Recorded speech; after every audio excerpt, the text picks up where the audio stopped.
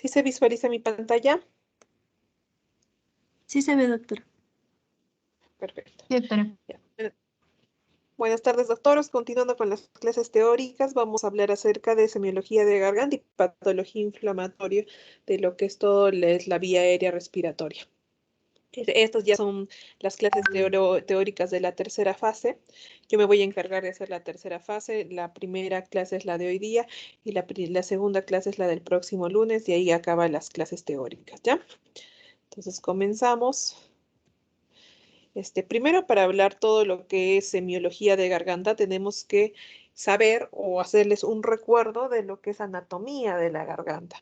Entonces, para hablar de eso, vamos a hablar primero de lo que es faringe, porque la faringe es el órgano principal que compone todo lo que es la garganta. Entonces, vamos a ver que este es un órgano impar simétrico que va a ir desde la porción más superior en la base del cráneo por medio de unos tractos fibrosos, como vemos en la imagen, uno central y dos laterales, que están fuertemente adheridos a lo que es la base externa del cráneo.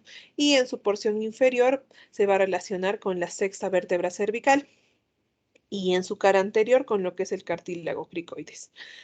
Vamos a ver que este es un canal muscular que no va a tener una pared anterior. Para nosotros hablar de faringe lo tenemos que dividir en tres partes importantes, en lo que es la rinofaringe, lo que es la orofaringe y lo que es la laringofaringe. Y por último, esófago, que nosotros no vamos a coger esa parte, ¿no? Entonces, estas tres porciones de la faringe son importantes de que ustedes conozcan y saber qué es lo que vamos a evaluar en cada una de ellas. Entonces, en lo que es la rinofaringe, vamos a ver que esta va a tener sus porciones, se puede decir. En la parte superior vamos a ver que acá, donde está señalando la flecha, van a estar lo que son los folículos que van a formar lo que es la amígdala faríngea o llamada también las adenoides. En su pared anterior va a ser inexistente, pero se puede decir que acá podemos visualizar lo que son las colas de los cornetes, tanto superior como el cornete medio e inferior. En la porción inferior, lo que lo va a delimitar va a ser el velo del paladar, es decir, lo que es el paladar blando, y en la parte posterior va a haber una conformación cóncava que va a ir hacia adelante. Y las porciones laterales va a estar acá lo que es la salida de la trompa de Eustaquio, y en ella va a estar la fosita de Rosenmüller, que es importante conocerla porque acá es el lugar del ojo de, primero, la aparición de muchos cánceres, de tumoraciones, así como la presencia de cuerpos extraños. Entonces, ¿qué vamos a evaluar en lo que es rinofaringe? Primero nos va a ayudar a evaluar en esta porción lo que es el velo palatino, el marco coanal y las colas de los cornetes, como les hablé, el techo de la rinofaringe, principalmente lo que son las adenoides, y en las paredes laterales lo que es el rodete tubárico y su osteo. Es importante conocer esto porque cuando hay una alteración de este rodete tubárico, vamos a ver que el paciente va a tener una disfunción de trompa de Eustaquio y podría estar produciendo lo que es una otitis serosa. La fosita de Rosenmüller, los repliegues salpingofaringios y salpingonasal y la amígdala de Gerlach, que se encuentra alrededor de lo que son los rodetes tubáricos.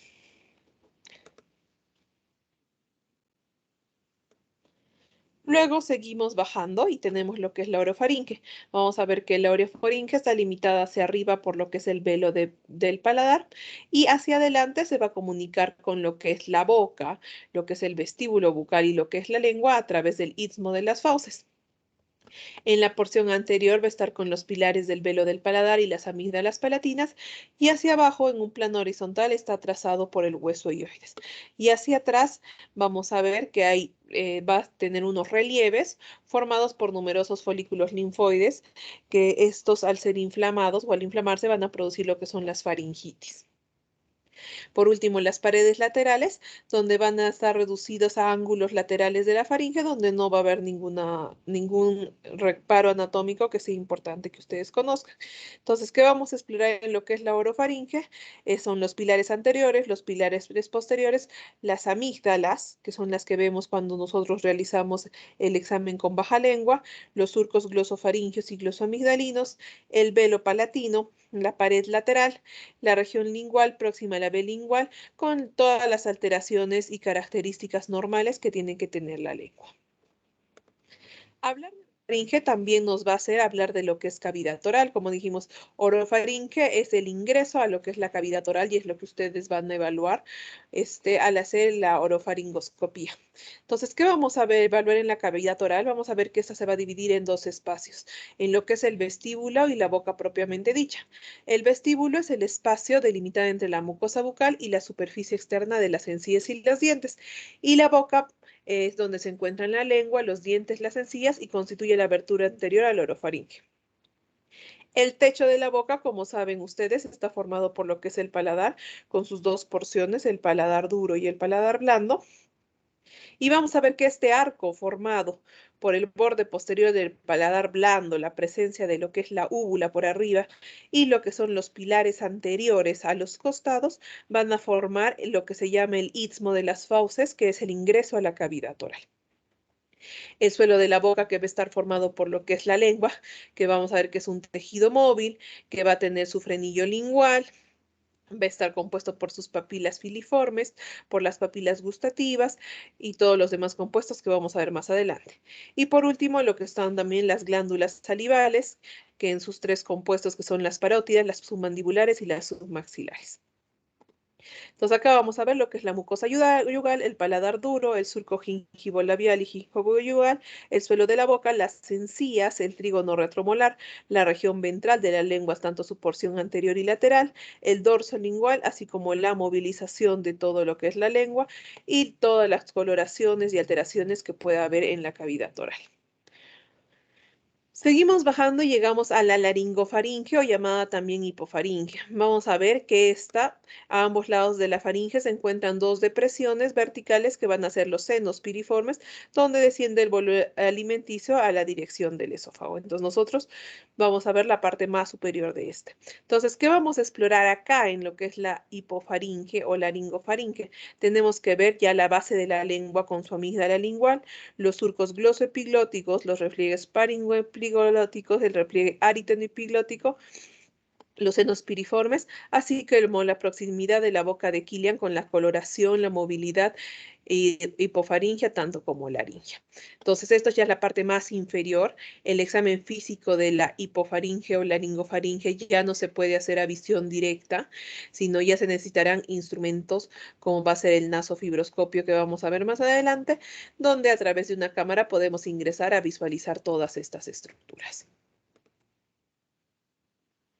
Luego tenemos su irrigación, que vamos a ver que la irrigación principalmente se da por lo que es la carótida externa y sus ramas, dando lugar a diferentes arterias, como va a ser la arteria tonsilar, que es rama de la facial, la arteria palatina ascendente, que también es rama de la facial, la faringe ascendente, que es rama de la carótida externa, la palatina descendente, que es rama de la maxilar, y la arteria lingual dorsal, que es rama de la lingual. Entonces podemos ver en esta imagen cómo es la irrigación a nivel de todo lo que es faringe. Y importante que ustedes conozcan esto, que es el anillo de Waldeyer. Vamos a ver que el anillo de Waldeyer es un conjunto de estructuras compuestas por tejido linfoide situados a nivel de la faringe. Su principal función es en los niños principalmente, cuyas funciones son de protección y defensa de lo que son las vías aéreas digestivas, de las vías aéreas y las vías digestivas, que se encargan de la captación de los gérmenes patógenos que penetran a través de la nariz y la boca a la garganta para así procesarlos y desencadenar una respuesta inmune. Como les digo, esta respuesta inmune principalmente se da en la niñez, en la infancia, hasta aproximadamente los 12 años. Y a medida que vamos creciendo, todo este tejido linfoide pierde su funcionabilidad. Y cuando nosotros vemos alguna alteración de esto, como va a ser la hipertrofia de todos la parte linfática del anillo de Waldeyer, produce más daño al paciente, se tendrá que ya decidir su extirpación de estos. Entonces, en los niños sí es importante lo que es el anillo del Waldeyer, principalmente por la función de presentar a todos estos antígenos a nuestro sistema inmune, pero más adelante, más allá de los 13, 14 años, esos ya no tendrían funcionabilidad. Entonces, ¿de qué está compuesto este anillo linfático de Waldeyer? Primero va a estar las amígdalas faringias o llamadas también adenoides, que vemos estas que son en punto rojo. Vamos a ver que en los niños estas pueden estar grandes, agrandadas, hipertróficas y pueden producir una insuficiencia respiratoria nasal. Y cuando hay el síndrome de la apnea obstructiva del sueño, estas se tienen que valorar para poder extirparse. Luego tenemos lo que es la amígdala tubárica, que también se llama la amígdala de Gerlach, es la que se encuentra alrededor o al extremo de la trompa de Eustaquio, que cuando ésta se encuentra inflamada puede producir lo que es una disfunción de trompa de Eustaquio. Vamos a ver que estas son en pares, una derecha y una izquierda. Luego tenemos lo que son las amígdalas palatinas o llamadas también tonsilas. Estas ya se visualizan a nivel del orofaringe. Son las que ustedes visualizan normalmente cuando hacen la orofaringoscopía con el bajalenguas. Vamos a ver que están situadas a ambos lados en el istmo de las fauces. Van a estar rodeadas de su pilar anterior y su pilar posterior. Y ahí va a estar lo que es la fosa palatina, donde se van a encontrar este tipo de amígdalas. Y cuando se inflaman son las denominadas amigdalitis que normalmente se diagnostica. Y por último tenemos la amígdala lingual. Esta amígdala lingual es la más inferior de todas. Vamos a ver que este es el tejido con linfoide más voluminoso de toda la faringe, de todo lo que es el anillo linfático de Waldeyer. Estas son las más voluminosas y están situados en lo que es la base de la lengua. Hablando acerca de la laringe, que es importante que ustedes conozcan también, vamos a ver que este es un órgano para la fonación y que forma parte de lo que son las vías aéreas. Este es un órgano impar que está situado en la parte superior del cuello y se continúa con la parte superior de la tráquea, como podemos visualizar acá. En lo que es otorrino, nosotros visualizamos todo lo que es laringe sin llegar a visualizar la tráquea o nosotros podemos interpretar hasta el primer anillo traqueal. Vamos a ver que su estructura es de un esqueleto fibrocartilaginoso, quiere decir que tiene fibras y aparte está compuesto por cartílagos, que vamos a ver que son cartílagos tanto pares como impares y cartílagos accesorios. Y vamos a ver que también va a tener zonas, al igual que la faringe, una zona de hipolaringe o glotis o supraglotis, se puede decir, supraglotis, glotis, donde vamos a visualizar las estructuras importantes de esta.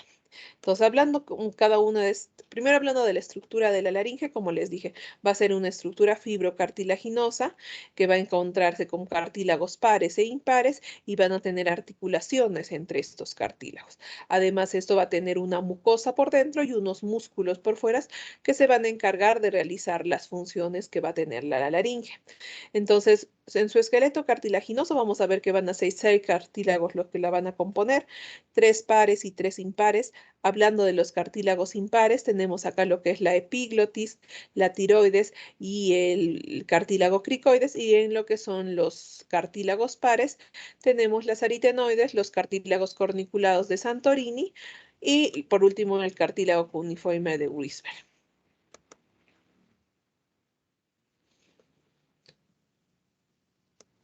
Acerca de los músculos que se encargan de proteger lo que es la laringe o de cubrir todo lo que son los cartílagos, vamos a ver que su importancia de estos va a radicar en la función que presentan, ya que van a tener una función motora tanto para el habla como para la respiración. Vamos a ver que se van a clasificar de acuerdo a su función en abductores y aductores. En lo que son los abductores, que son los encargados de abrir la laringe para permitir la función respiratoria, el único que va a tener esa función va a ser el cricoaritenoideo posterior. Mientras que los aductores, que son los encargados de cerrar la laringe, acá tenemos varios músculos que lo conforman, como va a ser el tiroaritenoideo, los interaritenoideos, el cricoaritenoideo lateral y el cricotiroideo. Las funciones de la laringe, protección, actúa como un esfínter para evitar la entrada de cualquier objeto o cuerpo extraño a lo que es la vía aérea, produciendo un cierre tanto del vestíbulo laringio como de la glotis.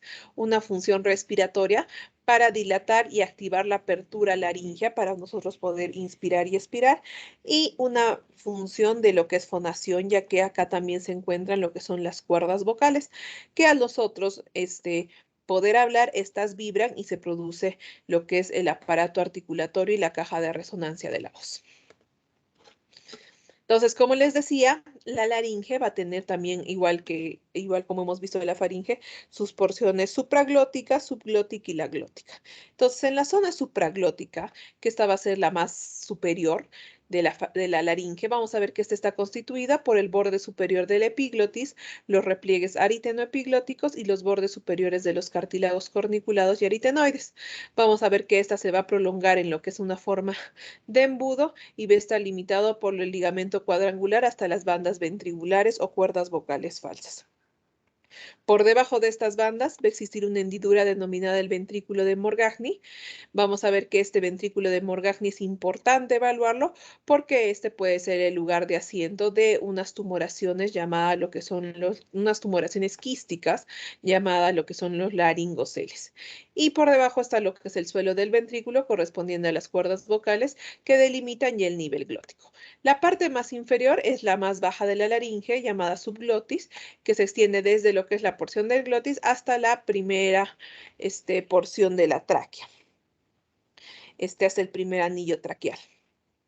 Y luego tenemos la zona glótica. Esta es la zona más importante de todo lo que es la laringe, principalmente porque esta es la zona donde nosotros tenemos lo que son las cuerdas vocales y esta es la zona que se cierra cuando hay la presencia de un cuerpo extraño.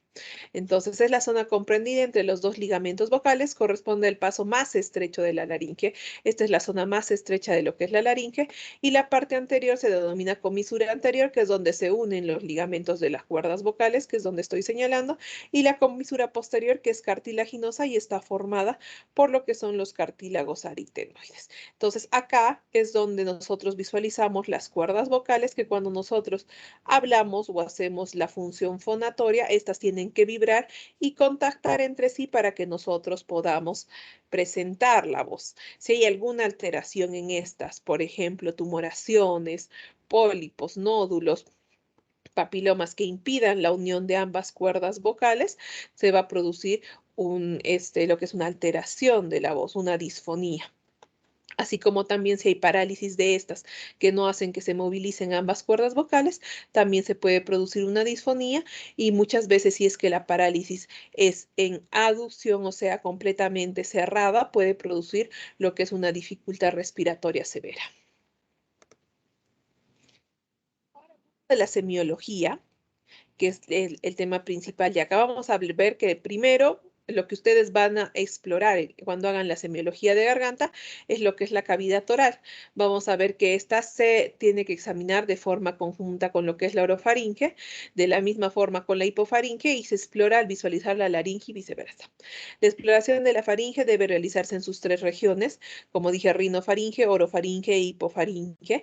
Vamos a ver que van a haber diferentes métodos para evaluar tanto la rinofaringe como la hipofaringe, porque la orofaringe es más fácil su evaluación ya que solamente se realizará a través de la inspección con el uso del bajalenguas, pero la rinofaringe y la hipofaringe se tendrá que hacer uso de otros exámenes como va a ser lo que es la laringoscopía indirecta para poder visualizar estas estructuras. Luego en la anamnesis tenemos que hacer referencia a los antecedentes familiares y personales de lo que presenta el paciente. Debemos preguntar acerca de qué molestias presenta el paciente, cuál es la dolencia por la que está acudiendo el paciente y ver desde cuándo es, cómo ha sido su evolución, qué síntomas presenta el paciente. Y es importante también conocer otros factores como por ejemplo, si el paciente toma alguna medicación, cuál es su profesión del paciente, porque vamos a ver que muchas de estas patologías o muchos cánceres asociados a lo que es carcinomas de faringe, hipofaringe de laringe, se relacionan a mucho lo que es la zona ambiental, o sea, lo que es el trabajo con amianto, carpintería, refrigeración, los hábitos nocivos como es el uso de alcohol y tabaco. Algunas patologías pueden deberse a alteraciones alérgicas o a algunas otras enfermedades concomitantes, como lo va a ser lo que es la presión alta, el reflujo gastroesofágico, las hernias hiatales o la diabetes. Entonces, lo importante es de conocer, aparte de las dolencias que presenta el paciente, las enfermedades, los fármacos que puede estar consumiendo y a qué cosas estaría expuesto el paciente. Luego pasamos a la exploración física. En la exploración física siempre vamos a hacer lo que es la inspección.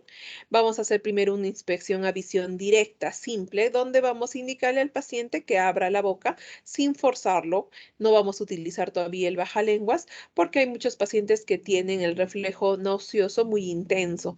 Entonces, para que no provocarle malestar al paciente, primeramente solamente le indicaremos que aperture la boca y con el uso de una linterna vamos a poder visualizar las partes anatómicas que queremos observar a nivel de orofaringe. Acá vamos a evaluar lo que es el estado dentario, la lengua, el velo del paladar, la región amigdalina y la pared faríngea posterior. Se le puede indicar al paciente que pronuncie la letra A por un tiempo prolongado y esto nos va a ayudar a visualizar cómo es la movilización del paladar blando para ver si hay algunas disfunciones de esto. Luego procederemos a hacerle la movilidad lingual. Le diremos que mueva la lengua de derecha, izquierda, arriba hacia abajo para descartar algún tipo de parálisis. Y por último, usaremos lo que es el depresor lingual. Este depresor lingual que puede ser tanto de madera como metálico. Y acá es donde visualizaremos de mejor forma algunas estructuras, como por ejemplo son las amígdalas palatinas, porque muchas veces cuando a los pacientes se les indica que aperturen la boca, levantan lo que es la base de la lengua, donde está la B lingual, entonces no se llegan a visualizar en su complejidad las amígdalas palatinas. Entonces con el bajalenguas nos vamos a ayudar aún más y vamos a poder ver la base de la amígdala palatina, también podemos ver lo que es la base de la lengua, levantar la lengua hacia los costados y descartar la presencia de tumoraciones, así como visualizar la conformación dentaria y de las encías. Luego procederemos a hacer la palpación. La palpación digital tiene que ser bimanual, como estamos visualizando en esta imagen. Y principalmente la palpación es para descartar tumoraciones que no se pueden visualizar, pero que el paciente lo siente. Quiere decir que el paciente va a decir, yo siento con la lengua que hay una tumoración debajo, que hay una bolita debajo de mi lengua, pero cuando trato de verla no está. Nosotros también vamos a tratar de verla y no se va a encontrar, entonces por eso es importante hacer esta palpación bimanual. ¿Cómo se realiza esta palpación bimanual? Vamos a ver que la mano tiene que estar enguantada, como vemos, y mientras que una mano está haciendo la presión en piso de la lengua o en la misma lengua, buscando bordes laterales, borde anterior y borde posterior de la lengua, la otra está comprimiendo hacia arriba por la parte externa, lo que es la lengua. Entonces, de esa forma, nosotros podemos hacer que si es que hay alguna tumoración en piso de lengua, la hagamos sobresalir aún más y sea más fácil que sea palpable. Luego procedemos a ver lo que son los labios, tenemos que ver simetría, color, aspecto, movilidad de estos para descartar si hay una parálisis facial, la coloración, si hay cianosis, si hay anemia, si hay presencia de vesículas para descartar un herpes labial, si hay edema de estos para descartar un angioedema. Luego procederemos a ver lo que es la mucosa bucal. En la mucosa bucal vamos a ver que si esta es pálida, nos podría estar descartando lo que es una anemia, si son amarillentas, diferentes tipos de ictericias, si es un rojo escarlata, descartar lo que es escarlatina, si son manchas blanquecinas rodeadas por una aureola roja, descartar lo que es sarampión. Si hay un exantema cutiáneo que se acompaña de un enantema bucal, descartar lo que es rubiola y varicela. Hay otra patología como es la estomatitis, que es la presencia de inflamación de la mucosa bucal y se acompaña de dolor, halitosis, celorrea y trastornos de gusto y fiebre con adenopatías maxilares, que es importante evaluarla, o la presencia de simples aftas, que es lo que a muchos de nosotros nos ha pasado, que son vesículas que al romperse dejan estas úlceras dolorosas, ¿no? Luego procederemos a hacer el estudio de las encías para descartar alguna alteración como es la presencia de gingivitis tartárica por cerro dental, avitaminosis C, enfermedades hemorragia paras, como vemos acá, este sangramiento por algunas alteraciones de la coagulación. Y luego procederemos a visualizar lo que son los dientes, que son para descartar caries, obturaciones, como es la mordida del paciente, porque cuando veamos alguna alteración en la mordida del paciente se podría estar relacionando con otra patología, como es la disfunción de la articulación temporomandibular. Entonces, tiene que ser un estudio integral de todo. A pesar que nosotros no vamos a ser odontólogos, tenemos que evaluar también si hay alguna alteración de estos. Las amígdalas, que es lo que principalmente que ustedes evalúan o que desde semiología, desde los primeros años de medicina les han enseñado a evaluar, tenemos que ver si hay alteraciones del tamaño de estas, cómo está su simetría, si son iguales, están del mismo tamaño o hay una que está más grande, está más pequeña, su aspecto. Normalmente las amígdalas son crípticas, pero hay algunas que son con la presencia de criptas mucho más profundas donde se encuentran tonsolitos, que nos puede decir que el paciente tiene una faringitis o una amigdalitis crónica, si hay ulceraciones, si hay fibrinas, si hay presencia de quistes. Todo eso tenemos que visualizar. Si hay presencia de abscesos, de flemón periamigdalino, que vamos a hablar más adelante como patología, o si hay exudados pseudomembranosos adherentes que no se disgregan en el agua, que puede ser otro tipo de amigdalitis como la de Plauwisen. Entonces acá tenemos algunas imágenes para que ustedes vean cómo nosotros vemos las amígdalas, ¿no?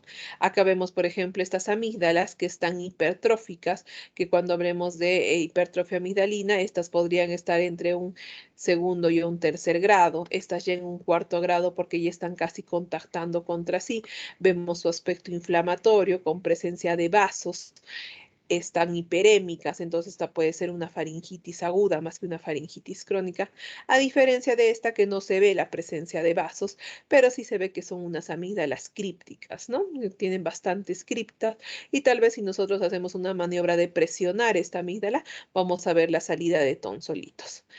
Asimetría de las amígdalas, por ejemplo, en estas imágenes podemos visualizar que la amígdala derecha es muy grande, tiene un grado de tercer a cuarto grado, mientras que la amígdala izquierda tiene un primer grado, es casi no se observa esta amígdala y es importante ver esta simetría porque normalmente las dos amígdalas deberían ser del mismo tamaño. Cuando hay una simetría de estas, cuando hay un crecimiento de una más que de la otra, es de gran sospecha de malignidad. Entonces, muchas veces en estos pacientes hay que hacer una biopsia para descartar un cáncer amigdalino. Igual acá en la otra imagen vamos a ver una simetría donde la amígdala derecha es mucho más grande que la amígdala izquierda. Luego tenemos la parte infecciosa, que son las amigdalitis. Como podemos ver acá, unas amigdalitis bacterianas, donde hay presencia de eritema, aumento de secreción, seropurulenta, que se encuentra a nivel de las criptas, con aumento de volumen, a diferencia de esta amigdalitis que parece más una amigdalitis viral, con un antema más puntiforme, si se encuentran inflamadas, pero no vemos la secreción purulenta y el flemón periamigdalino, que esta es una emergencia otorrinolaringológica, donde por faringitis o amigdalitis a repetición, diré, se empieza a juntar primeramente inflamación a nivel de lo que es el paladar blando y la amígdala y la cápsula de la amígdala. Primero comienza a haber un periodo de inflamación para luego que se acumule una cantidad de pus y empiece a desviar toda esta zona hacia el lado contralateral y ya le empieza a producir al paciente lo que es insuficiencia respiratoria, tortícolis, que el paciente no pueda hablar, no pueda comer, tenga una disfagia tanto a sólidos y a líquidos. Entonces, esto ya pone en riesgo la vida del paciente, principalmente porque empieza a crecer y le comienza a presentar una insuficiencia respiratoria y es una emergencia, la cual de esto debe ser drenado para eliminar la pus que se encuentra acá concentrada. Luego, para hacer el examen de lo que es el velo del paladar, podemos apreciar su movilidad, como dije anteriormente, diciéndole al paciente que pronuncie la letra A por un largo tiempo y tenemos que ver que esto vibre o que se eleve, ¿no? Si hay alguna alteración de esta, como parálisis, vamos a ver que haber una simetría, principalmente lo que es evaluando la úvula. Después, cuando nosotros hagamos la palpación del paladar, es importante visualizar, hacer la palpación de esta. Cuando nosotros, por ejemplo, visualizamos lo que es una úvula bífida, eso nos dice que el paciente ha podido desarrollar lo que es un paladar hendido, pero felizmente terminó de cerrar todo lo que es el paladar duro y el paladar blando tal vez no cerró, pero por el tejido que crece por encima de ello, solamente con la palpación nosotros vamos a poder visualizar si el paciente podría o no tener lo que es un paladar hendido. Lesiones que vamos a encontrar en la lengua, como va a ser lo que es la leucoplasia, donde vamos a ver áreas blanquecinas, indoloras en la mucosa bucal, como visualizamos acá.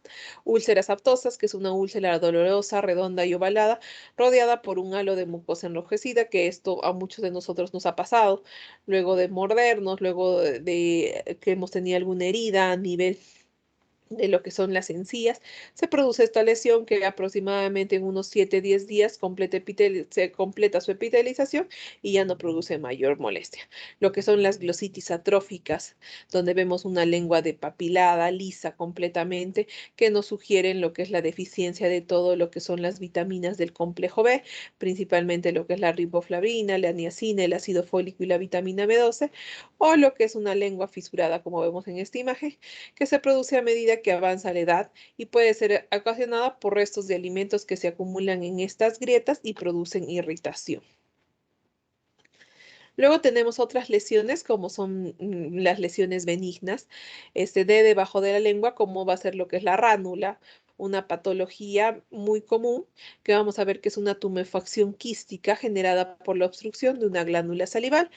Vamos a ver que en la mucosa lingual o en la mucosa oral van a haber muchas glándulas salivales y cuando éstas se obstruyen, empieza a aumentar la secreción en la glándula y empieza a producirse este quiste llamado ránula, que cuando está debajo cuando se encuentra en el piso de la boca es que toma este nombre de ránula.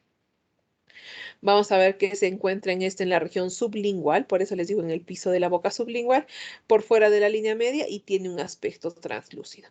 Tratamiento de esto casi siempre es hacer un drenaje y hacer una marsupialización.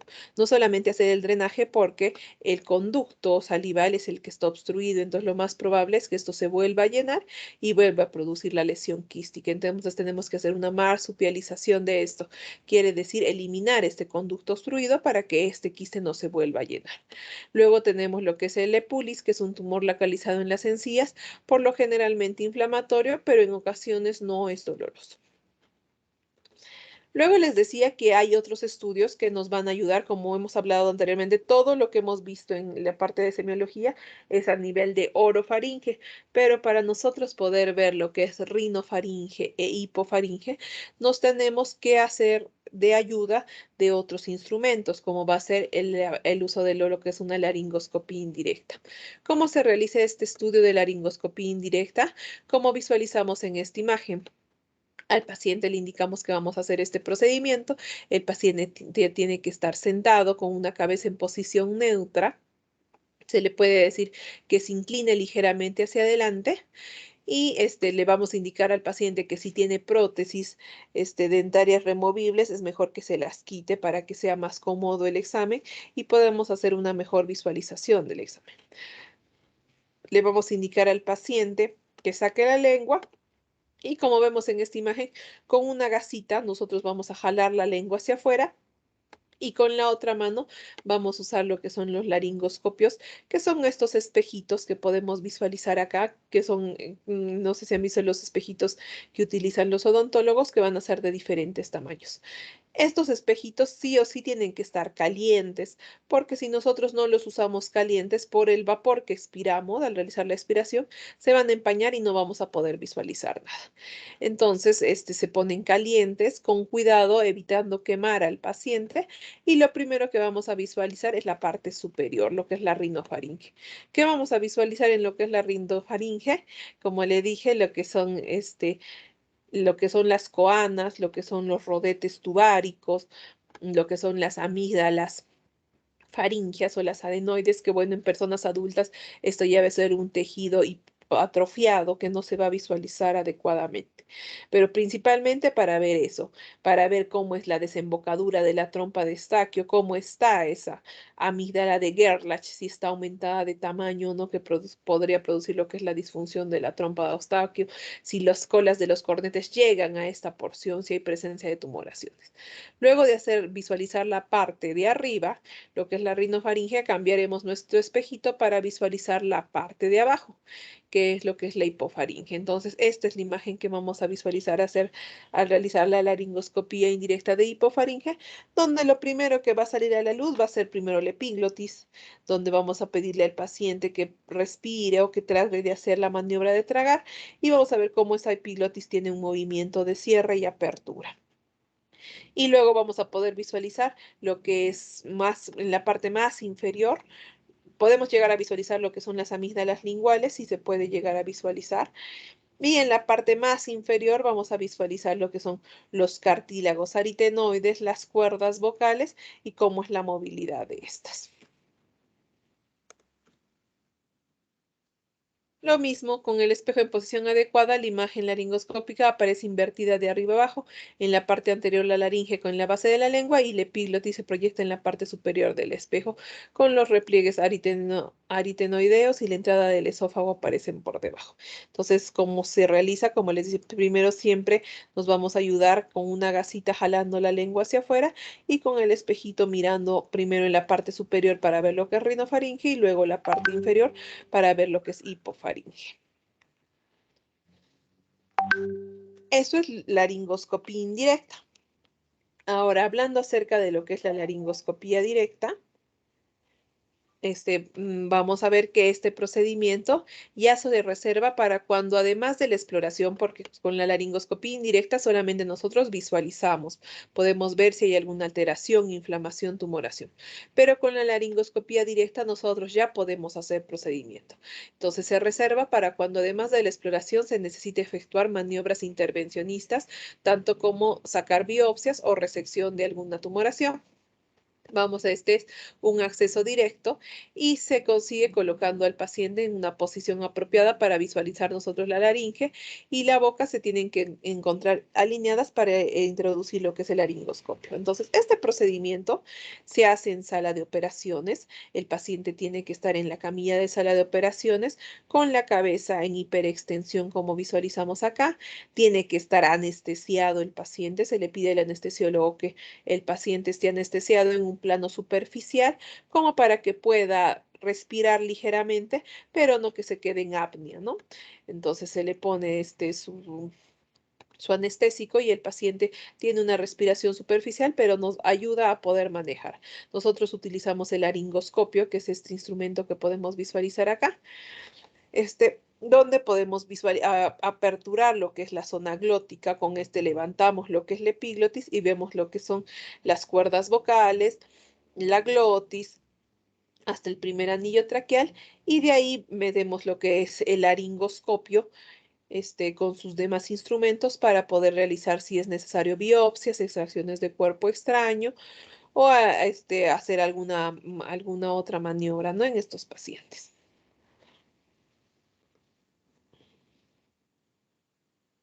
Luego, si nosotros no queremos ser tan intervencionistas o poder tan en peligro la vida del paciente, porque como les decía, acá en este examen el paciente se realiza este estudio en sala de operaciones, el paciente sedado, con el anestesiólogo al lado nuestro, siendo monitorizadas las funciones vitales del paciente y ver cómo va.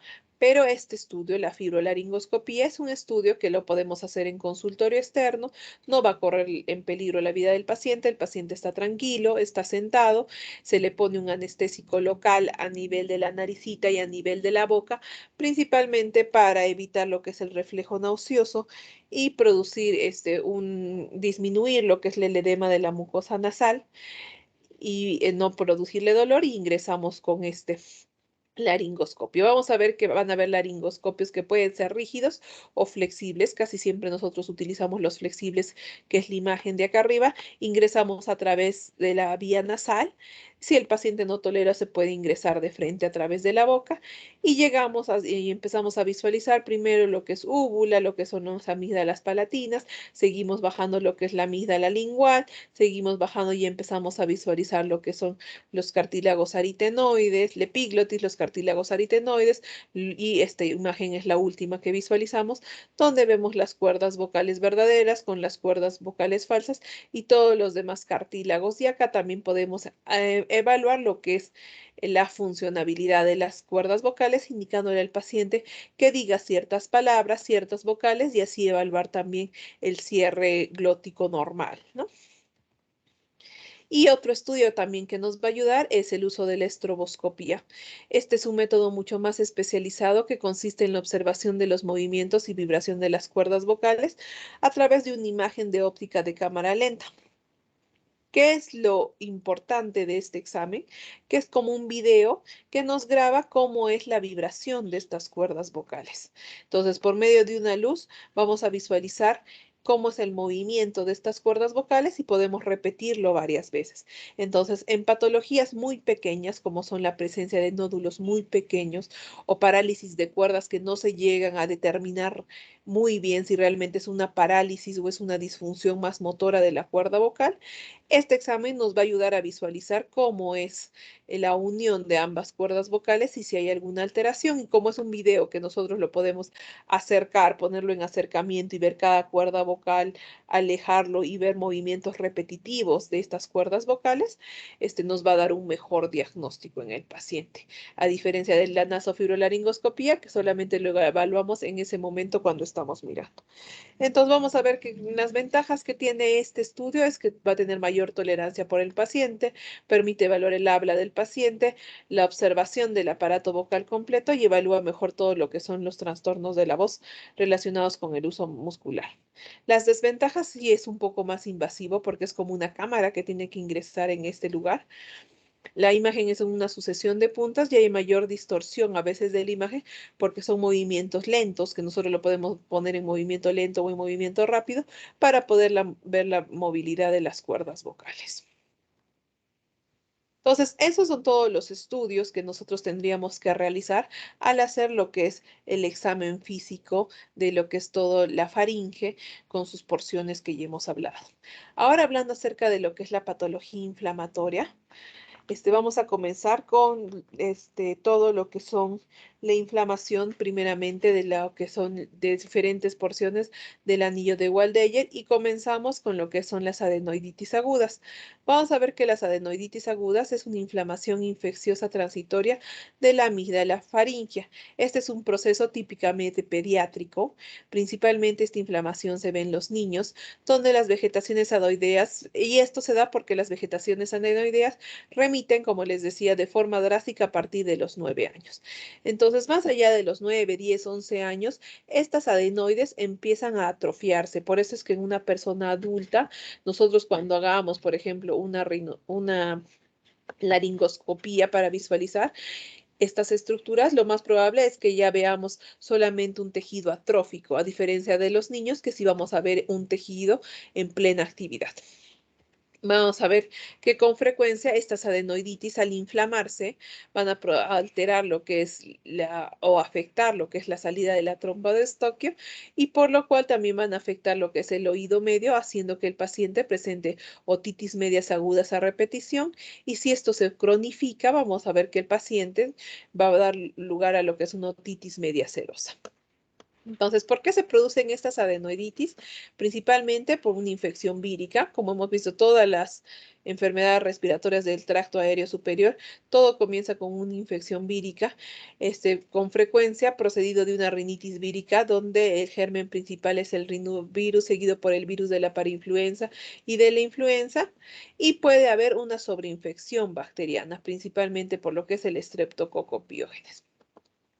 Vamos a ver que si un niño presenta adenoiditis agudas a repetición, al final este tejido linfoide, que normalmente cuando hay la adenoiditis se inflama y vuelve a su tamaño, va a llegar un momento que por repetidas infecciones, este tejido se va a hipertrofiar y va a dar lugar a lo que es una adenoiditis crónica con una hipertrofia adenoidea, que de acuerdo al grado que presente el niño, nosotros vamos a decidir si requiere o no requiere cirugía. Entonces acá podemos visualizar una imagen de una adenoiditis. Ya es la parte final donde se encuentran las coanas. Vemos la parte ósea del septum nasal y vemos cómo se encuentra inflamada, eritematosa esta adenoides.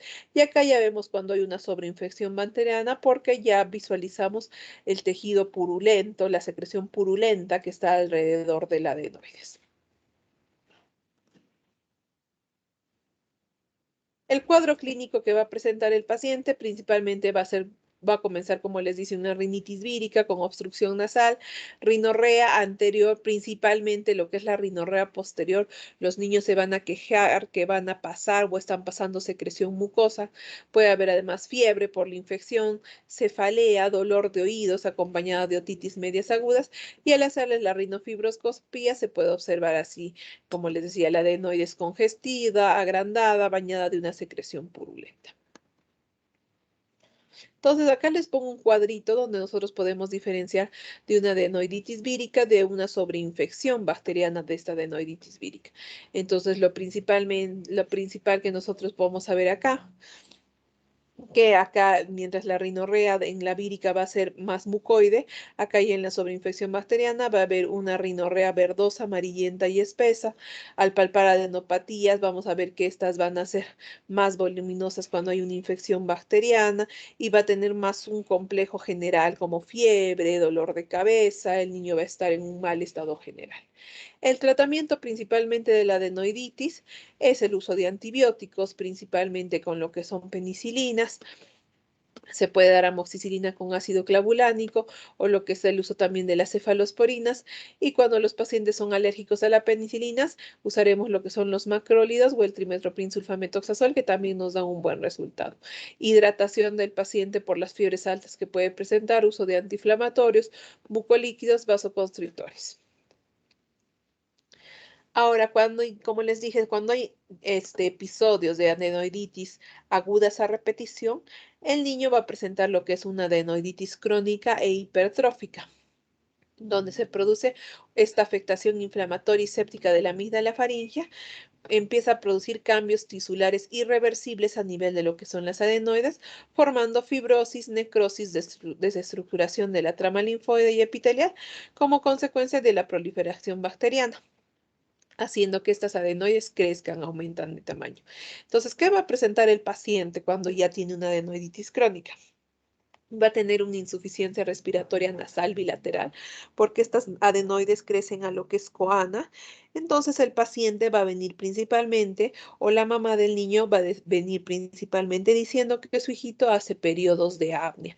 ¿Qué quiere decir? Que cuando el niño duerme, la mamá nota que el niño está durmiendo con la boquita abierta y de un momento a otro, mientras está durmiendo, se queda sin respiración por unos 20 segundos y luego nuevamente vuelve a respirar, que son episodios que la mamá le asusta, ¿no? Porque ve que su hijito no está respirando. Eso es por lo que principalmente vienen las mamás. Aparte que son niños que respiran con la boquita abierta, además tienen rinorrea espesa bilateral, puede haber halitosis matutina, rinolalia, una voz nasal, ronquidos o periodos de apnea, y además va a tener esta fascia adenoidea. Es importante conocer esta fascia adenoidea porque vamos a ver más adelante que este es uno de los criterios para nosotros decidir si el paciente se va a operar de adenoides o no. ¿Qué más va a tener? Procesos óticos a repetición, porque va a haber una alteración de la tropa de Eustaquio, así como cefaleas, porque estos pacientes también pueden tener sinusitis a repetición. Entonces, en esta fascia adenoidea, ¿qué vamos a visualizar en este paciente? Vamos a ver más adelante imágenes de unos niños con fascia adenoidea. Vamos a ver que a nivel dental o a nivel de orofaringe, los dientes incisivos van a ser procidentes, siendo esto más llamativo en la arcada dentaria superior. Van a tener un paladar óseo en ojival, va a tener prosidencia dental o mal posicionamiento de las piezas dentarias, va a tener una respiración bucal con los dientes procidentes. Y por todo esto, por todas estas alteraciones, que son alteraciones porque el niño no respira bien, por lo que va a tener una respiración bucal, porque va a tener sus periodos de apnea, entonces el cuerpo se empieza a remodelar, la cara del niño empieza a remodelar y por eso tiene esta fase adenoidea. Va a ser un niño también que no me va a descansar muy bien en la noche por esos periodos de apnea que va a tener. Entonces, al tener esos periodos de apnea, el paciente solito, su cuerpo va a hacer que despierte, vuelve a recuperar la respiración y vuelve a tratar de dormir. Entonces, no va a ser un sueño constante el que va a tener el niño, sino van a tener periodos de despertares que al final van a ser niños que van a estar de sueño, van a ser niños como que van a estar cansados, desorientados, van a tener una fase de sueño o de niño distraído. Entonces acá podemos ver imágenes de cómo se va a ver un niño con fascia adenoidea.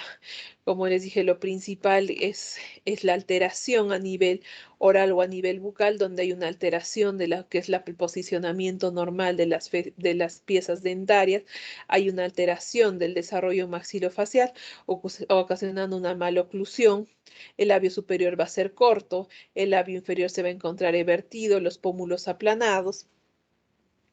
Y como les dije, va a tener esta carita de un niño con sueño por los periodos de apnea, por el síndrome de apnea obstructiva del sueño que empiezan a desarrollar. Entonces, de acuerdo al grado que tenga el paciente de hipertrofia adenoidea, nosotros vamos a decidir si se opera o no se opera, al igual que nos vamos a ayudar de los síntomas que presente el paciente. Entonces, ¿cómo nosotros podemos ver los grados que presenta el paciente? Va a ser a través de una radiografía de Kabum, es así como se pide, tanto de boca abierta como de boca cerrada, donde nosotros vamos a poder visualizar el tamaño de las adenoides. Entonces, en la flecha rojita es la que estamos evaluando la adenoides. Y la flecha azul es por donde tendría que ser de un color más oscuro, un color más de aire, que es por donde ingrese el aire a nivel de lo que es hipofaringe, laringe, la glotis. Entonces, por ejemplo, en esta imagen nosotros podemos visualizar que esta adenoides es un grado 3, más o menos porque está obstruyendo completamente la vía aérea. Acá, por ejemplo, en las imágenes más inferiores, podemos visualizar que acá las adenoides están obstruyendo, si visualizamos, en un grado de 30, menos del 33%. Veremos que está en un 10%, entonces estaríamos hablando de un grado 1 de adenoides. Tiene un buen espacio para poder respirar el niño, que es todo este espacio que estoy señalando, entonces no habría ninguna alteración en este paciente. Y como vemos la siguiente imagen, un paciente con hipertrofia adenoidea, que vemos cómo el adenoides crece completamente y obstruye completamente la vía aérea, y vamos a ver que esta es una obstrucción casi completa, ¿no? De lo que es la vía aérea. Estaríamos hablando de un grado 3, entonces lo más probable es que este niño tenga toda la sintomatología que hemos hablado y este niño sí o sí requiera ya una cirugía de adenoides. Entonces es normal que un niño tenga un grado 1, como visualizamos en esta imagen, un grado 2 y un grado 3 generalmente son quirúrgicos, principalmente si nosotros lo relacionamos con lo que son la sintomatología del paciente. Entonces, el tratamiento, como le dije, en grado 2 y grado 3, es un tratamiento quirúrgico. Casi siempre cuando un niño presenta hipertrofia adenoidea, presenta también hipertrofia amigdalina, porque como son niños respiradores bucales, producen esta inflamación tanto de las adenoides como de las amígdalas. Entonces, tenemos que evaluar ambas en común. Además de eso, tenemos que hacer el manejo de la otitis que va a presentar el paciente. Muchos de estos pacientes, como presentan estas otitis medias a repetición, como les decía, va a tener una otitis media serosa y el paciente tal vez va a tener que colocarse lo que son los tubos de ventilación. Uso de mucolíctidos, vasoconstrictores, manejos de alergias, malnutrición y inmunodepresión del paciente. La adenoidectomía es un procedimiento, sí es eficaz, porque nosotros retiramos todo lo que es este tejido linfoide y dejamos completamente permeable la vía aérea, pero es importante indicarle a los papás que por ser un tejido que se hipertrofia, por ser un tejido linfoide, puede volver a crecer, entonces puede tener un efecto temporal de crecimiento.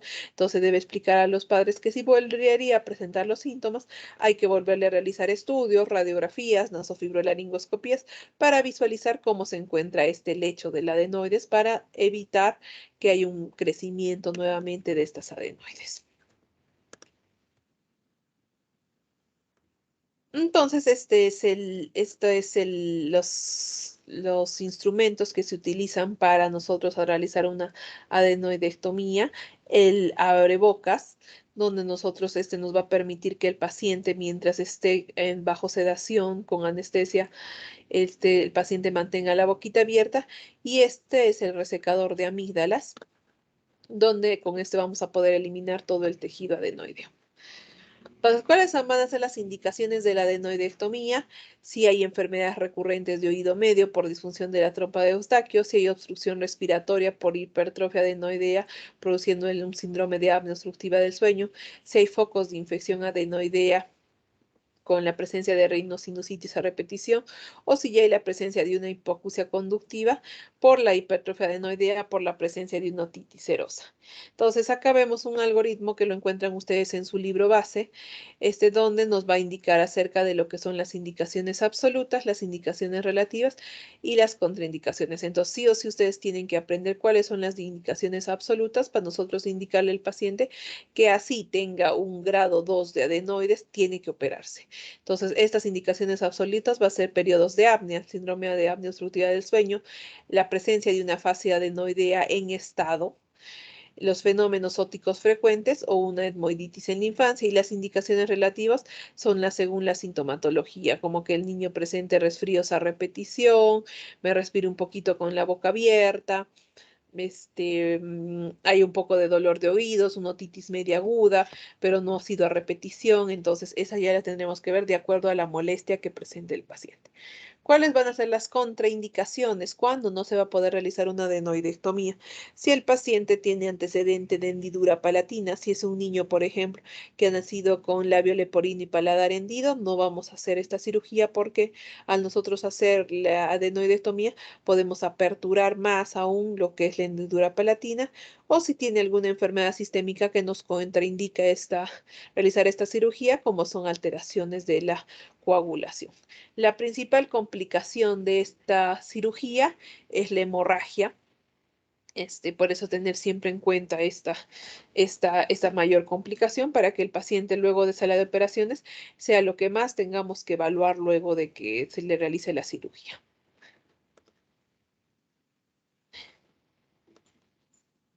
Ahora hablando acerca de lo que son las amigdalitis, vamos a ver que van a haber amigdalitis agudas y las amigdalitis crónicas. Las amigdalitis agudas, lo más común es que sean víricas, inespecíficas por lo que es el adenovirus o moxivirus, y las específicas por virus como el Epstein-Barr, el herpes simple, el herpes zóster o el Coxsackie. Y las bacterianas, inespecíficas por el Streptococcus hemolípticos, y las específicas por otro tipo de patología, como va a ser la amigdalitis de Plaubicen, que vamos a ver más adelante. Y por último, lo que son las amigdalitis crónicas. Entonces, en las amigdalitis víricas vamos a ver que van a ser virus inespecíficos que con mayor frecuencia van a producir las amigdalitis agudas víricas, y acá vamos a tener como base, como los virus a la cabecera, lo que son el mixovirus y los adenovirus. Vamos a ver que estos van a ser de carácter epidémico, frecuentemente en los periodos invernales, donde todos comienzan a tener resfríos comunes, y las fuentes de contagio principalmente van a ser por las gotas de flujo. En el cuadro clínico va a haber un periodo de incubación, luego del cual el paciente va a tener un poco de odinofagia, rinorrea, congestión nasal, estornudos, luego va a haber un poco de sequedad faríngea, prurito, dolor del oídito de todo el paciente. En la exploración orofaringia con depresor, vamos a ver en la región amigdalina un área tumefacta, eritematosa, con pérdida de relieves anatómicos, como visualizamos en la imagen acá superior. No hay los repliegues anatómicos normales, sino todo sedematizado. Podemos tener acá el signo de la úvula, donde la úvula la vamos a encontrar edematosa. Luego podemos visualizar los pilares anteriores y posteriores que muestran un aspecto borrado, no están totalmente delimitados, y puede haber áreas de eritema, con presencia de microhemorragias pequeñas y la presencia de visualización de pequeños vasos capilares. Vamos a ver cuando se complica o se da por lo que es el adenovirus, el paciente va a tener una fiebre faringoconjuntival, en el cual además de la amigdalitis viriásica que presenta el paciente, va a tener además alteración a nivel de los ojitos, donde va a tener una conjuntivitis llamativa con un infiltrado vascular conjuntival, como podemos visualizar en este niño. Entonces, vamos a ver que en las amigdalitis vírica, las virales son casi el 50% de todas las amigdalitis.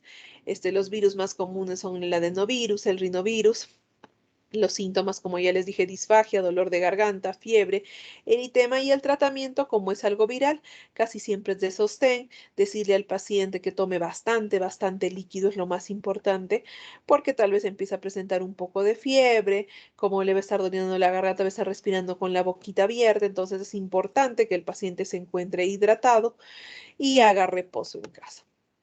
Ahora tenemos acá una amigdalitis vírica específica, que es por el virus del Epstein-Barr, que ocasiona lo que es la faringitis aguda en el síndrome mononucleósico, que es más común en lo que son en niños y jóvenes, y este se transmite en lo que es el contacto oral.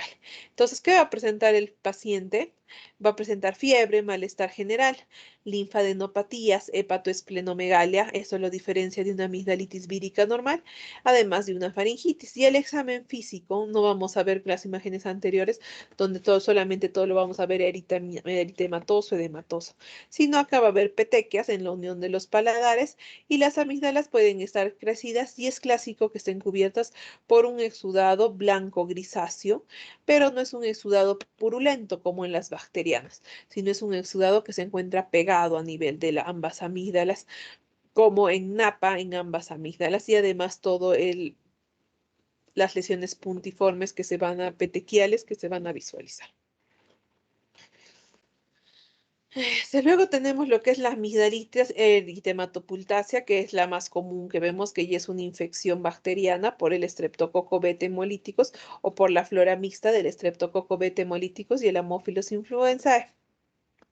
Vamos a ver que en las criptas amigdalinas aparece abundante descamación celular con presencia de supuración y aparece además infiltración de células polimorfonucleares muy intensas con fenómenos de vasodilatación, con intenso edema y espacio en el espacio intersticial.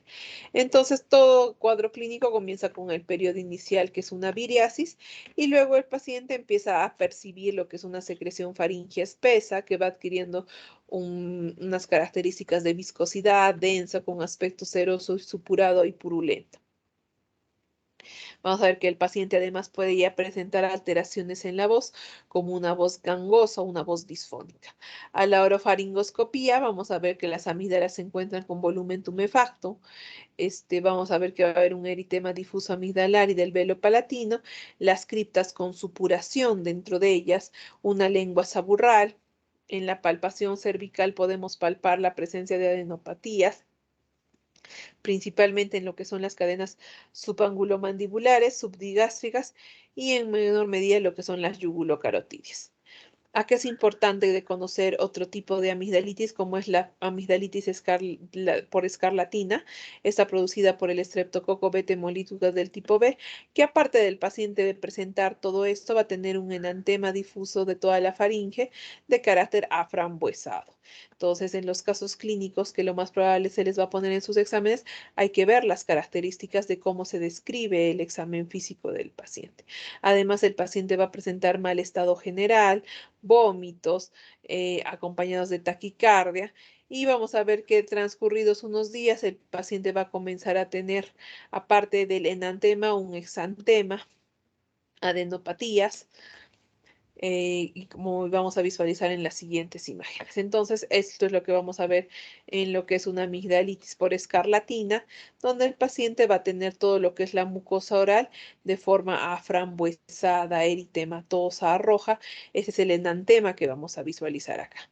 Y al final el exantema a nivel de piel, como visualizamos acá, y el paciente va a tener más sintomatología con fiebres altas, náuseas, vómitos, dolor abdominal.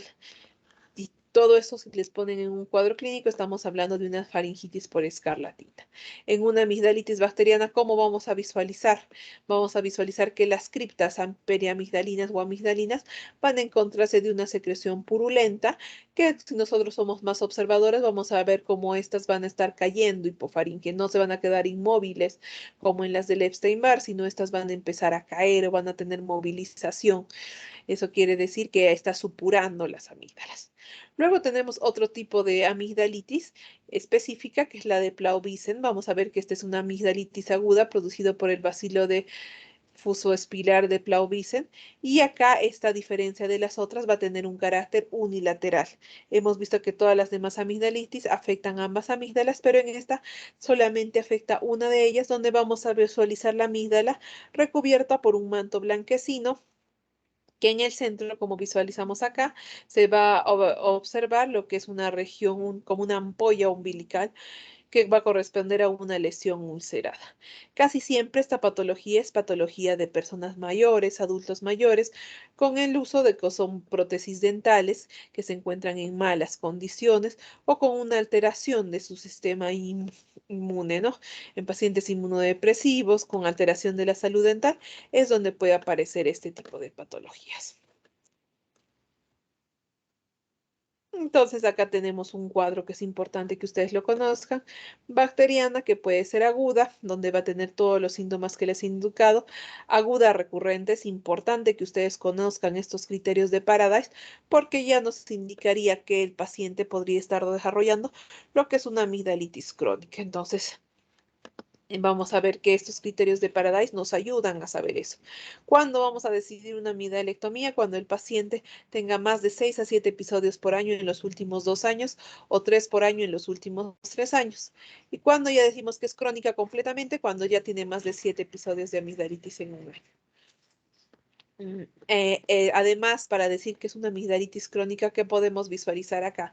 Que el paciente vaya a obtener los llamados tonsolitos. ¿Qué son los tonsolitos? Que son a nivel de las amígdalas, salen como unas pequeñas piedritas blancas que al ser eliminados por los pacientes tienen un olor bastante desagradable, un olor fétido con mal olor, el mismo paciente se queja de halitosis y vamos a palparle los ganglios, vamos a ver los ganglios que se encuentran hipertrofiados. El tratamiento ya en una amigdalitis crónica es realizar una amigdalectomía. Ahora, otro tipo de amigdalitis es lo que es la amigdalitis micótica, donde acá el germen responsable de esta amigdalitis es la Candida albicans, donde vamos a ver estas lesiones como visualizamos en esta imagen en forma de algodoncillo pegado no solamente en las amígdalas como visualizamos, sino también en lo que es paladar, ¿no? Esto principalmente es en pacientes inmunocomprometidos, neonatos o que han pacientes que han recibido antibioterapia extensa por mucho tiempo. Entonces vamos a ver que vamos a encontrar estas placas, como les decía, algodonosas, con apariencia de queso sobre la mucosa faríngea, en las cuales si nosotros tratamos con un bajalenguas de desprenderlas o rasparlas, por debajo de estas va a haber una lesión eritematosa que muchas veces puede ser sangrante. El tratamiento principalmente es con el uso de nistatina o se puede utilizar también clotrimazol, pero principalmente nosotros lo que utilizamos es el uso de nistatina. Ahora tenemos este cuadro que es importante que ustedes lo conozcan y lo manejen muy bien porque es un cuadro que nos ayuda a predecir si el paciente está sufriendo de una amigdalitis viral o estamos yéndonos a lo que es una amigdalitis más bacteriana. Entonces acá van a estar los criterios de Centor, que muchos de ustedes ya los han escuchado, que tienen que ver con lo que es la temperatura axilar mayor de 38, la hipertrofia o exudado amigdalar, las adenopatías laterocervicales o si hay ausencia de tos y de acuerdo a esto vamos a ver unos puntajes. Además de esta escala de los criterios de Centor, vamos a ayudarnos de la escala de Mac-Isaac por la edad, que también de acuerdo a la edad nos va a dar un puntaje. Y de acuerdo a esto, a los puntos que presente el paciente, nos va a dar una predicción si el paciente podría estar cursando con una amigdalitis bacteriana o lo que es una amigdalitis vírica. Ahora hablando acerca de las amigdalitis crónica, en lo que es amigdalitis crónica, vamos a ver que acá las amígdalas están más fibrosas, hay unos fenómenos de retracción en lo que son las personas adultas. Entonces, en las amigdalitis crónicas en una persona adulta no se van a hipertrofiar las amígdalas, más bien se van a atrofiar, van a ser unas amígdalas pequeñitas dolorosas que el paciente nos va a indicar que a cada rato sufre de la garganta y puede presentar los llamados tonsolitos que les decía. Por el contrario, cuando se produce una amigdalitis crónica en la niñez, acá es donde va a haber una hipertrofia o un crecimiento amigdalino. Los gérmenes más frecuentes aquí son lo que es el Streptococcus virida y el Streptococcus hemolíticos que colonizan profundamente el estromo de las amígdalas Y vamos a ver, como les dije, esto se debe a lo que son procesos amigdalares a repetición. No va a tener una clínica específica, pero el paciente nos va a indicar que a cada rato está enfermo de la garganta, que hay dolor de garganta, sensación de cuerpo extraño, sensación de sequedad a nivel de orofaringe. Se puede hacer la maniobra de Vigo-Smith principalmente en las personas adultas, que es donde nosotros tratamos de presionar la amígdala y vemos si hay salida de tonsolitos. Entonces, nosotros podemos ayudarnos de estas pruebas, como es el uso de hemograma, el anticuerpo antiestreptolicina, la BCG, la PCR, el uso de complemento, lo que es el test de determinación rápida de anticuerpos, que nos van a ayudar a saber si estamos frente a una amigdalitis crónica o no. El tratamiento principalmente es, en un primer momento con el uso de penicilinas, la amoxicilina a la cabecera, y si es un paciente que usa amoxicilina a repetición, ya tendremos que utilizar la amoxicilina con ácido clavulánico. En los pacientes alérgicos se puede utilizar lo que es clindamicina, y cuando ya es una persona que ya pese a los tratamientos antibióticos no mejora, o niños que presentan hipertrofia amigdalina, el tratamiento será quirúrgico a través de una amigdalectomía. Ahora, esto es importante que sepan lo que es el absceso periamigdalino. Como les decía anteriormente, este absceso periamigdalino es una emergencia en otorrino. Vamos a ver que cuando se produce pus o hay presencia de pus entre lo que es la cápsula amigdalina y el músculo constrictor superior de la faringe, y se inicia tras un periodo de flemón. O sea, primero hay una inflamación de la amígdala, primero hay una amigdalitis aguda, luego se produce un flemón, que es una inflamación de todo el tejido circundante de la amígdala, para evolucionar luego esto a la presencia de un absceso, que es una colección de pus. Como les dije, esta es una infección grave, especialmente si el paciente es inmunodeprimido, y lo que va a presentar el paciente es un dolor faríngeo intenso. Son pacientes que vienen por emergencia con un dolor faríngeo intenso. Se inicia primero en un lado es el afectado, entonces va a decir el paciente, muy bien nos va a indicar que no es un dolor normal de garganta, un dolor normal de amígdala, sino él nos va a indicar me duele más el lado derecho o el lado izquierdo, de acuerdo a donde se encuentra el absceso periamigdalino. Vamos a ver que este va a ser progresivo, puede haber otalgia refleja, va a haber una disfagia, comenzando primero a sólidos y luego a líquidos. El paciente por el dolor va a tener una posición de la cabeza inclinada porque va a tener una tortícolis refleja, va a haber cambios en la resonancia de la voz, una voz amigdalina, trismus de intensidad variable, fiebre elevada por el proceso séptico, y lo principal, como les decía, la dificultad respiratoria que puede empezar a presentar el paciente si todo el absceso empieza a aumentar de tamaño. Podemos palpar a nivel cervical las adenopatías reactivas de características inflamatorias, y cuando nosotros hacemos el examen físico visualizamos esto, ¿no? Que hay un aumento de volumen a nivel del istmo de las fauces del lado afectado.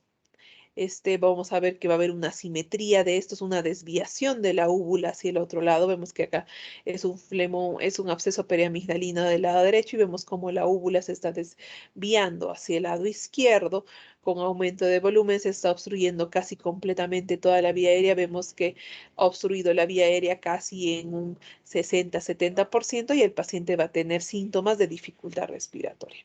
Entonces, tratamiento de esto principalmente es el drenaje. Se hace una incisión a nivel de lo que es el pilar anterior del paladar, del velo del paladar, se hace una pequeña incisión, tratamos de hacer un curetaje y sacar toda la pus extraída, y estos pacientes son hospitalizados, indicándoles una antibioterapia extensa a estos pacientes por lo menos una semana, y buscar algún otro factor de riesgo que los haya predispuesto a desarrollar estos abscesos periamigdalinos, principalmente lo que es buscar inmunodepresión, ¿no? Buscar que los pacientes no sean diabéticos, no tengan VIH, no tengan alguna otra alteración que les haya podido producir este proceso periamigdalino.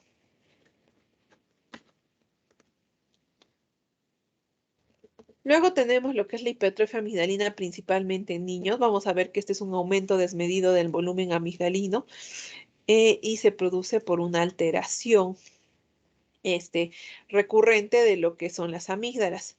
En el niño, como les dije, es más común esta patología en niños, porque cuando es una amigdalitis crónica en adultos, lo más probable que estas atrofien, más bien que se hipertrofien. En cambio, en niños, la característica es que estas se hipertrofien. Entonces, ¿qué va a tener el paciente pediátrico? Tos, va a tener la sintomatología tos debido a la acción de que las grandes amígdalas van a actuar como cuerpos extraños que van a tocar las zonas reflexógenas de tos y también me van a tener náuseas, son niños que no van a querer alimentarse, van a tener periodos disnéicos, porque como visualizamos en esta imagen, a veces las amígdalas son tan grandes, tan hipertrofiadas en un grado 4, que el paciente va a tener dificultad respiratoria, va a tener síndromes de apnea obstructiva del sueño, va a tener ronquidos, una voz nasal, y podemos visualizar este tipo de amígdalas, ¿no? Acá podemos visualizar que es un grado 3, acá visualizamos un grado 4 cuando chocan. Entonces, de acuerdo a eso, vamos a dividirlos en 4 grados.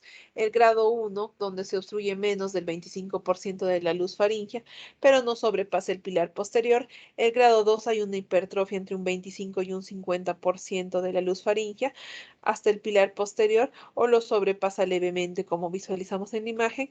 El grado 3 ya es una hipertrofia entre un 50 y un 75% y ya sobrepasa completamente el pilar posterior. Y el grado 4 ya se contactan cuando las amígdalas se contactan en la línea media, como estamos visualizando en esta imagen.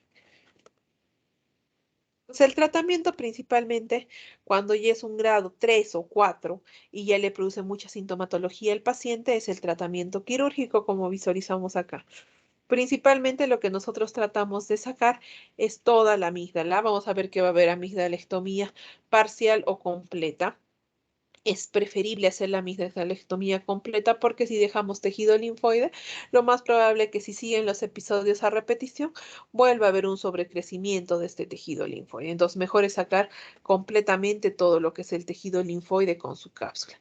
Entonces, retiramos todo el tejido linfoide, comenzando desde la parte más superior hasta la parte más inferior, que es por donde ingresan los vasos a las amígdalas, y teniendo mucho cuidado de clampar o de cerrar bien o cauterizar bien estos vasos porque acá también, al igual que la adenoidectomía, el principal riesgo de estos es el sangrado. Hemos visto que de todas estas estructuras son ramas de lo que es la carótida. Entonces tenemos que hacer una buena hemostasia en estos pacientes para que no reproduzcan estos sangrados. ¿Cómo quedan los lechos amigdalinos luego de haber extirpado las amígdalas? Como vemos en esta imagen, lechos blanquecinos, que luego estas costras se van a ir cayendo poco a poco y el paciente ya va a tener una vida normal.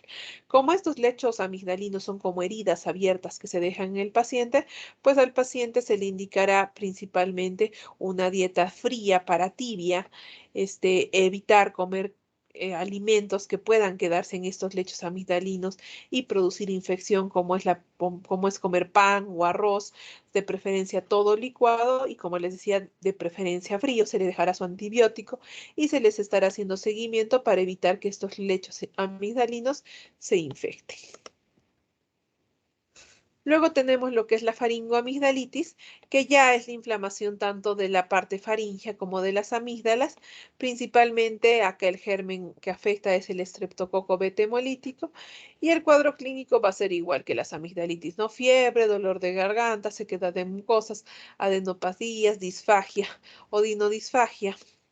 Y el tratamiento principal casi siempre es con el uso de penicilinas y a mayores se le puede dar amoxicilina con ácido clavulánico, ¿no? Y también tenemos lo que son las faringitis crónicas, donde ya no hay inflamación de amígdalas, pero sí de la parte faríngea, que es la parte posterior, como visualizamos acá. Vamos a ver que estas faringitis crónicas pueden darse por diferentes alteraciones, como van a ser los hábitos. Por ejemplo, un paciente que toma alcohol, que tiene hábito tabáquico, va a hacer que esta parte posterior de la faringe se esté inflamando a cada rato, cambios de temperatura, personas que viven en el frío, que me respiran con la boca abierta, van a producir lo que es una faringitis crónica, así como pacientes que presenten insuficiencias ventilatorias nasales, que van a hacer que no respiren con la nariz y no me respiren con la boca abierta y se produce una inflamación constante de esto, así como también otra enfermedad importante que produce lo que es faringitis crónica, es el reflujo faringolaringio, principalmente porque el ácido va a subir a través de la garganta y va a producir una quemadura de esto. Entonces vamos a visualizar estas imágenes donde en la faringe vamos a ver los nódulos faringeos por detrás, edematosos con eritemas, con cordones blanquecinos que me dicen que son las zonas no inflamadas, que están alrededor de estos nódulos linfáticos eritematosos y dolorosos a la palpación. Y por último, terminando con lo que es el tema de la laringitis, vamos a ver que van a ser infecciosas, alérgicas, medicamentosas, térmicas o mecánicas. Entonces, también de acuerdo a la laringitis, vamos a ver que van a haber diferentes patologías, como va a ser la laringotraqueitis aguda, que es una enfermedad infecciosa aguda del tracto respiratorio superior, se da mayormente en niños de 1 a 3 años y compromete lo que es la laringe hasta las pequeñas subdivisiones bronquiales. Lo que afecta más acá es el cono elástico de la respiración que vamos a ver más adelante y la etiología casi siempre es viral por el virus de la parainfluenza, pero puede haber también una sobreinfección bacteriana, principalmente por el germen Haemophilus influenzae. Entonces, el inicio primero comienza como un resfrío común, pero luego el paciente empieza a tener una tos disfónica, presenta para tener insuficiencia respiratoria aguda, para luego empezar a presentar lo que es un estridor inspiratorio con una desnea mixta y con signos de insuficiencia respiratoria aguda, donde va a presentar lo que es tiraje inspiratorio y expiratorio debido al edema de este cono elástico. Vamos a ver que la auscultación va a haber estertores broncopulmonares y en la analítica general va a haber alteraciones en la fórmula leucocitaria con una desviación izquierda. Entonces, los síntomas que va a presentar son los que ya hemos dicho, síntomas principalmente de la insuficiencia respiratoria aguda, y al nosotros hacer una radiografía de cuello, podemos visualizar este estrechamiento o signo de la punta del lápiz a nivel subglótico, que es a nivel del cono elástico, como estamos visualizando en estas imágenes, que nos están indicando que el paciente está sufriendo de lo que es una laringotraqueitis aguda. El tratamiento, principalmente si el paciente está gravemente comprometido, tendrá que hospitalizarse para asegurarnos de una vía aérea permeable. Entonces, ¿cómo nos vamos a asegurar de una vía aérea permeable? Tendremos que intubar al paciente si es mucha la dificultad respiratoria y si vemos mucho edema a nivel de lo que es laringe y tráquea, tendremos que valorar realizar una traqueostomía. Mientras el tratamiento general será hidratación parenteral, uso de corticoides endovenosos para desinflamar la porción inferior de la vía aérea, uso de antibióticos y se puede poner hasta adrenalina por presión positiva para disminuir la inflamación de lo que es la subglotis. Ahora, hablando de lo que es la epiglotitis aguda, esta es una laringitis aguda de rápida progresión que afecta de forma preferencial a la epiglotis.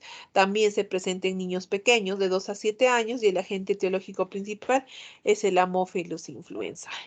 Entonces vamos a ver que este se trata de un proceso infeccioso grave, donde lo que vemos es un edema, una inflamación completa del epiglotis, como estamos visualizando en esta imagen. Entonces, ¿cómo va a presentarse el niño? Como visualizamos en esta imagen, va a ser una disnea de comienzo brusco y rápidamente progresiva, con odinofagia, alteraciones de la voz. El paciente va a respirar así mejor, como lo estamos visualizando, con una posición semisentada, ligeramente inclinada hacia adelante. Él se va a sentir mejor cuando respire así, va a sentir que el aire ingresa de una mejor forma.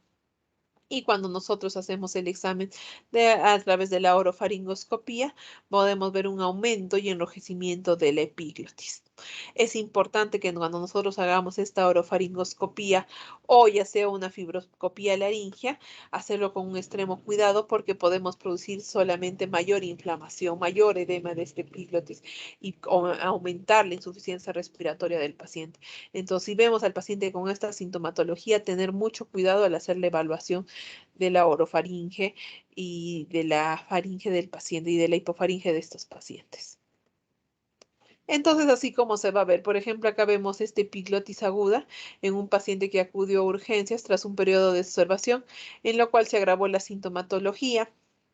Se le tuvo que practicar a este paciente una traqueostomía porque por aquí no se podía intubar al paciente porque estaba todo completamente inflamado y luego de haber obtenido una vía aérea permeable y estabilizar al paciente, recién se pudo realizar los estudios de faringoscopía, de fibroscopías y se visualizó esta epiglotis completamente edematizada con una área puntiforme que es por donde el paciente respiraba, ¿no? Que era un 1 o 2% por donde el paciente podía respirar. Es por eso que se decidió realizarle una traqueostomía para mantener la vía aérea permeable.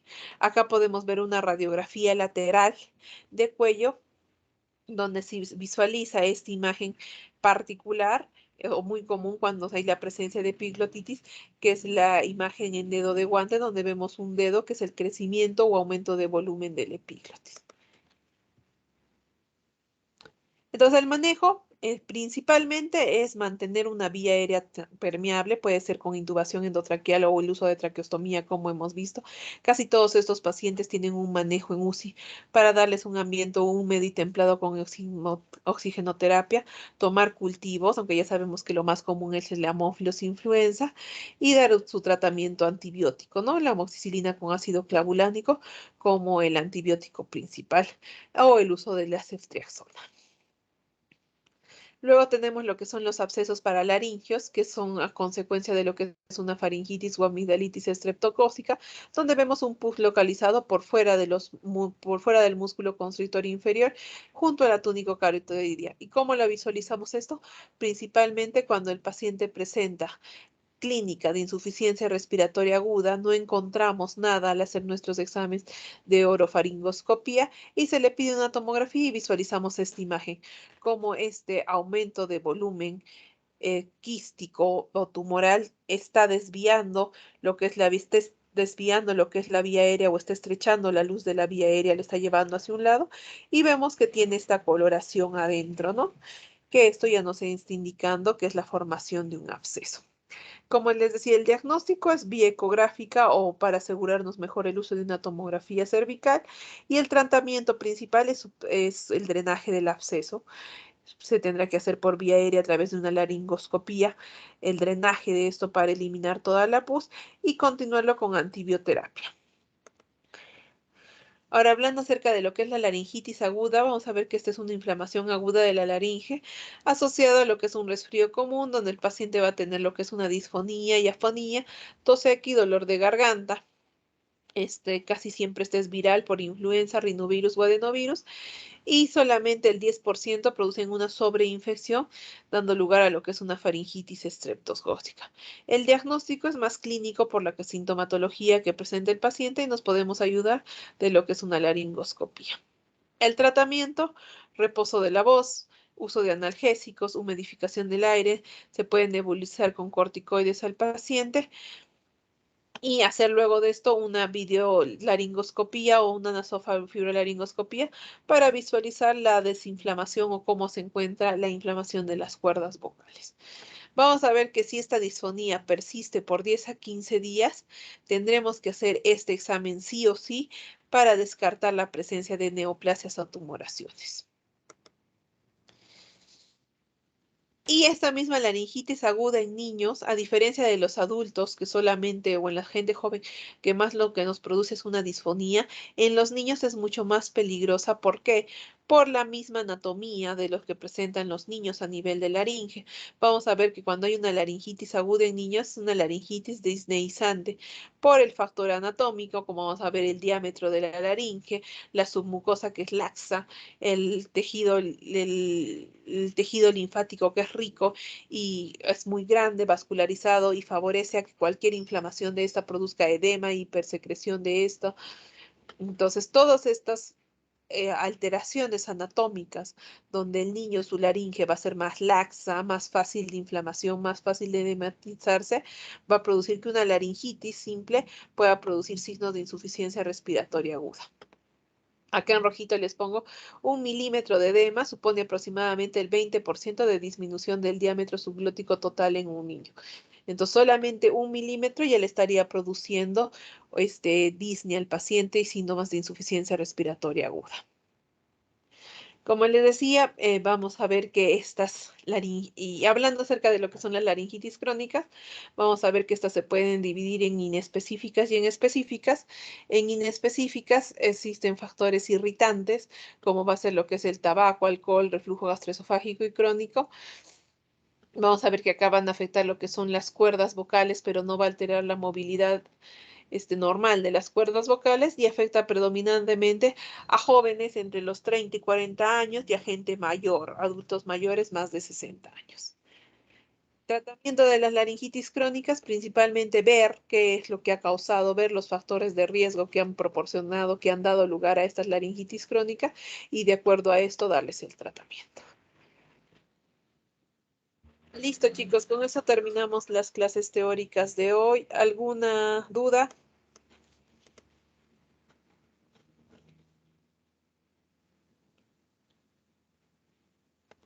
Listo, Yulisa. Entonces, la próxima clase teórica el próximo lunes a las 2:30 también, y con eso terminamos las clases teóricas de otorrino. Ok, doctora, muchas gracias. Hasta luego. Listo, chicos, hasta luego. Gracias, doctora. Hasta luego.